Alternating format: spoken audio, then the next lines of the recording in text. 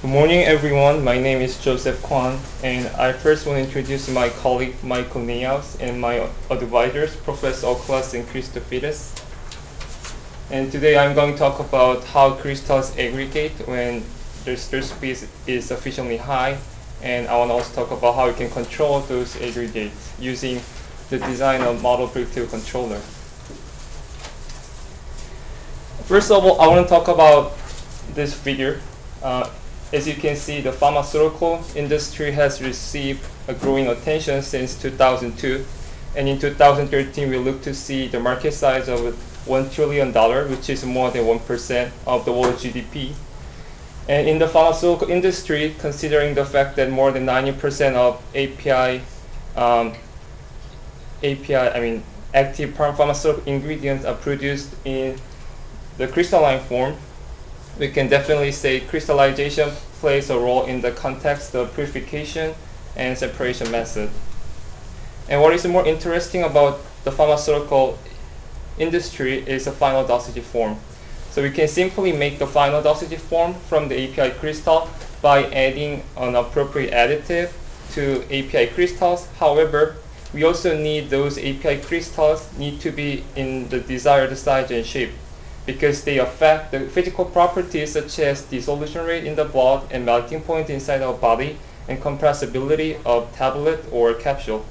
Therefore, when the crystals produced from the batch system are off the specification, at the end of the process, we'll need additional downstream process such as granulation, drying, and etc. And therefore, it will cause delay in the time to market and high economy penalty. Therefore, we can say modeling the crystallization process in an effort to better understand the process and to control the size and shape distribution is a necessary step to facilitate the further development in the pharmaceutical industry. And in this specific study, we used tetragonal Hennig Y lysozyme as a model protein, which is the most widely used one, and it consists of 129 amino acids. And we also define the crystal shape as an aspect ratio between the height on each face. And we also define the supersaturation as the difference in the chemical potential between the current state and the saturated one. And the saturated state is commonly known as solubility. And it is an explicit function of temperature in Celsius, and we can calculate the solubility by using the following third order polynomial. And if you take a look at this plot, each point is obtained from the kinetic Monte Carlo simulation, and through the way described in the previous work of our group, and a set of parameters are obtained through the comparison with existing experimental result. And in particular, we focus on our validation to regenerate the crossover behavior between the two phases. And from the fact that there is a crossover behavior, by controlling the temperature, we can basically control the supersaturation, and as a result, we can control the growth rate, relative growth rate between two phases, which will lead to the control of crystal shape. And through a similar way, we also generated 3D algebraic equations, which shows the concentration and temperature dependencies of growth rate and growth rate ratio. And what is good thing about the modeling is once our model has been validated with existing experimental results, we can use the same model to explore the range which has not been investigated through experiment. And furthermore, we can also suggest a good starting point for experimental people. And this model will be used in the later controller to estimate the growth rate and growth rate ratio. So, to initiate the kinetic Monte Carlo simulation, we take this nucleation rate data from the experimental result by Galkin and Bekelov in 2000. And we also only consider the primary and homogeneous nucleation. So the crystals are nucleated in the form of a cluster of 3 to 4 lysozyme molecule, which is usually in the range of nanometer. So compared to the final crystal size, we assume the nuclei are infinitesimal. And considering the fact that number of crystals are in the unit of per volume and per time, So we can calculate the number of crystals nucleated over time t by multiplying the crystallizer volume and time. And once the nuclei exceeds the critical size, now it can start to grow spontaneously through the following three crystal growth process. The first one is adsorption rate, and all the lattice side is available for adsorption, and this is only the function of a supersaturation. However, in contrast to adsorption, the dissorption and migration depend on the surface microconfiguration because they consider the total binding energy, which is usually determined by the number of nearest neighbors. And to account for the fact that migration rate is higher than dissorption rate, we also multiply an exponential factor to the dissorption rate. And on top of nucleation and crystal growth, we consider the aggregation of crystals, which is a key aspect of this paper. Since to model the large-scale process, the stirring is really needed to maintain the system in the complete suspension.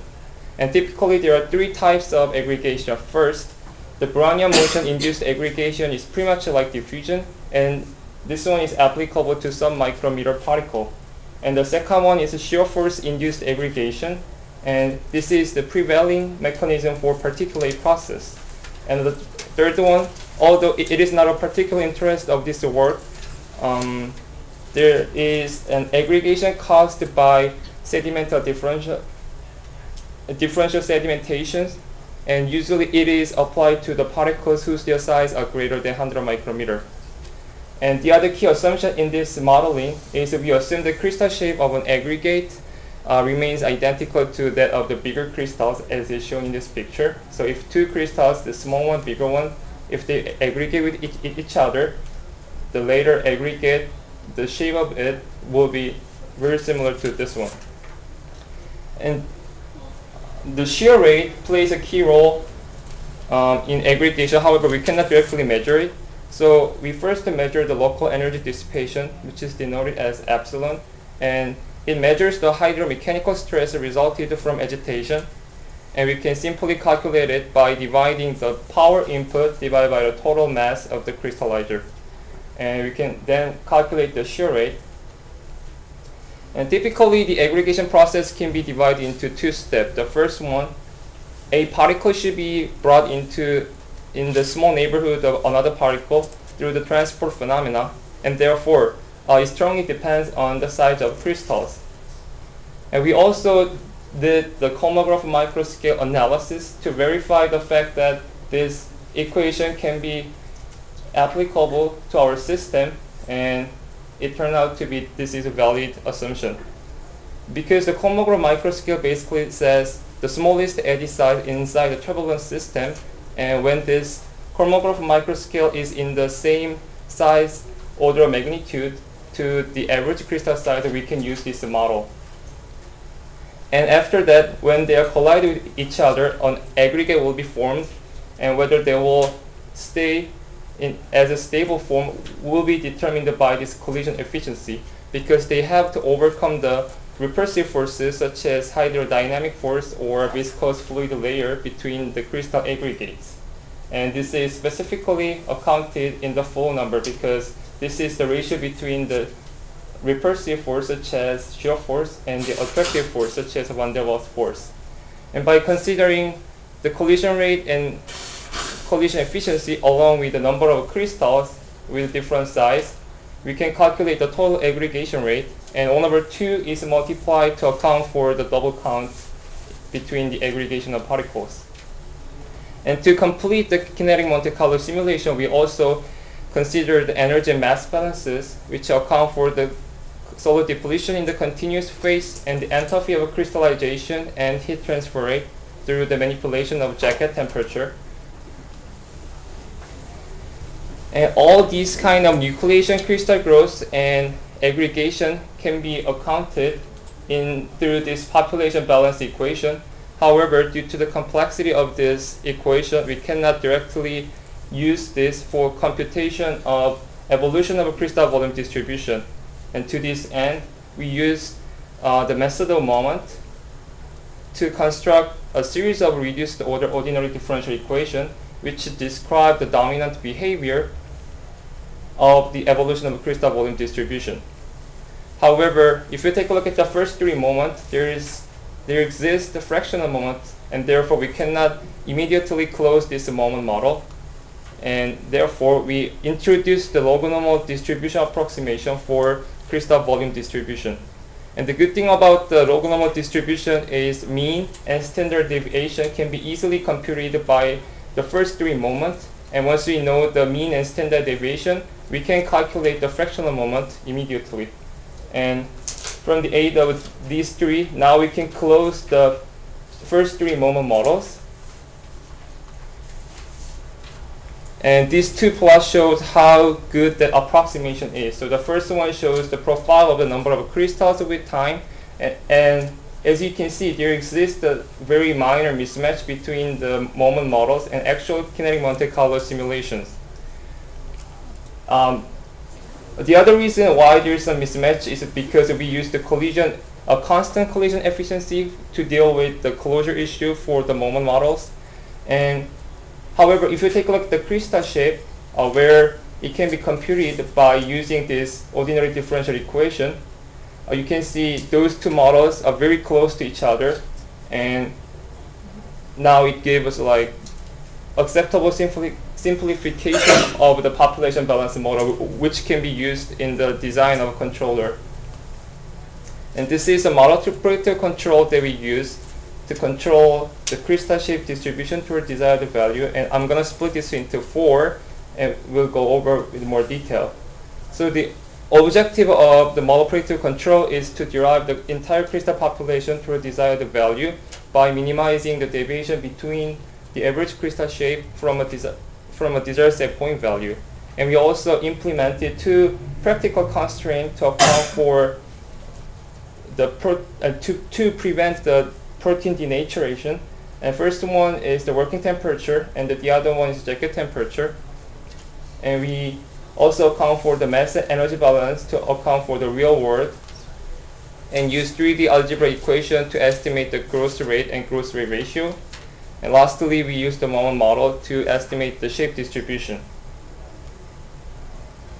Lastly, I'm going to talk about the simulation result under the proposed model predictive control. And I have two things I want to note. The first one is we compare the simulation result under the MPC with the conventional operating strategies, such as constant temperature control and constant supersaturation control. And two set points are chosen from the ratio plot, one from the far end and the other one from the very bottom. And each set point represents a crystal with a shape like this. So one is equidimensional and the other one is more elongated into this direction.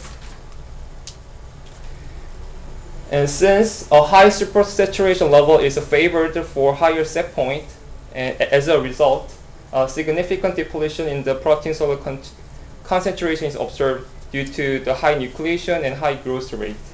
However, for the lower set point value, we observed a very minimal concentration drop. And as a result, at lower set point value, the crystalline temperature is directly increased to the desired value. However, to counteract the solid depletion for the higher set point value, the crystalline temperature shows like some fluctuation.